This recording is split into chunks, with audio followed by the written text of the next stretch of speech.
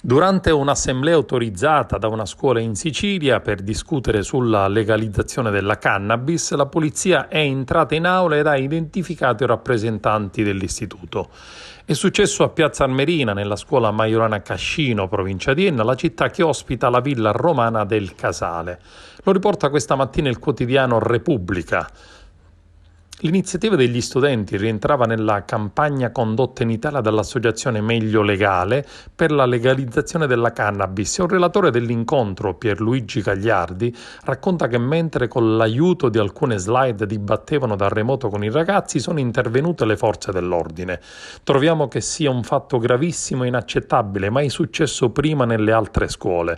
La dirigente scolastica Lidia Di Ganci, che non era in istituto, durante l'incontro spiega che deve ancora parlare con i ragazzi e che comunque l'assemblea è stata portata a termine. Che si trattasse di un'assemblea autorizzata è la dirigente scolastica della Majorana Cascino, Lidia Ganci, a confermarlo. La dirigente infatti della scuola ha spiegato che intorno alle 9:40 la polizia sarebbe entrata nei locali della scuola chiedendo proprio della dirigente. Non essendo in sede uno degli insegnanti che ha il ruolo di animatore digitale e che seguiva i collegamenti video, mi ha contattato e mi ha passato al telefono l'ispettore che mi ha chiesto se l'assemblea fosse autorizzata perché avevamo avuto una segnalazione da Enna. La preside ha rassicurato il poliziotto, ma dopo la telefonata i ragazzi che figuravano tra gli organizzatori sono stati identificati.